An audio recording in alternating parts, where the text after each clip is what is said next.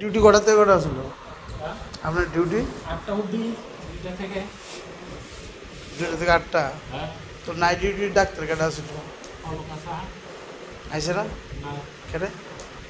এটা তো কেন আসছে না, এটা তো যারা অনুষ্ঠান করে তাই লিভ কি লইছিলি? লইছে না? নাম আছে, হ্যাঁ, পুরস্কারের নাম আছে। তো তাই নিয়ে ফোন টোন করা হয়েছে না? ফোন ধরে না কেউ, এইগুলো সমস্যা। এখন কি আপনি করতেছেন তাই নিয়ে ডিউটি? হ্যাঁ, নাই ডিউটি, কারণ হাসপাতাল করা যায় না। হাসপাতাল তো কেউ না কেউ আসবে। তো এই ব্যাপারে এসডিএম ওরা জানাইছেন নি? এসডিএমকে জানানো হয়ে গেছে, এখন আর ফোন ধরে না। কে ধরো না? যে আমার ডেলিভার আছে, আপনার থেকে 10টা বেজে গেছে, আপনি ক্লাস হয়ে গেছে। তো এসডিএমও প্রথম দিকে ফোন ধরেছিল যে কিন্তু এরপরে সে বলে যে লিলি মককে ফোন করো। হ্যাঁ, লিলি মককে ফোন করতো। তো লিলি মককে ফোন করলাম, তার কোনো সুইচ নেই। লিলিমককে?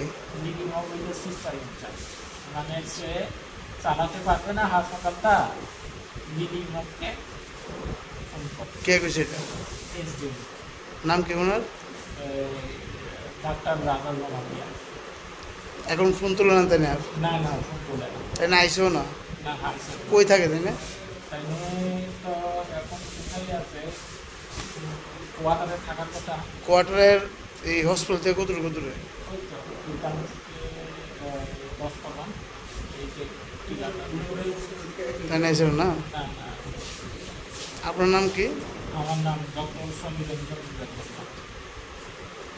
আপনি 2টা থেকে ডিউটি করতেছেন না? 2টা থেকে 8টা পর্যন্ত ডিউটি করার কথা। এলাকাটা বড় আছে, এখানে পেছনে ওইটুকু চাপ থাকে। তো এখনও ডিউটি আপনার মানে রাত্র নাইট ডিউটি করলে সকাল 8টা পর্যন্ত 8টা পর্যন্ত আপনি করবেন?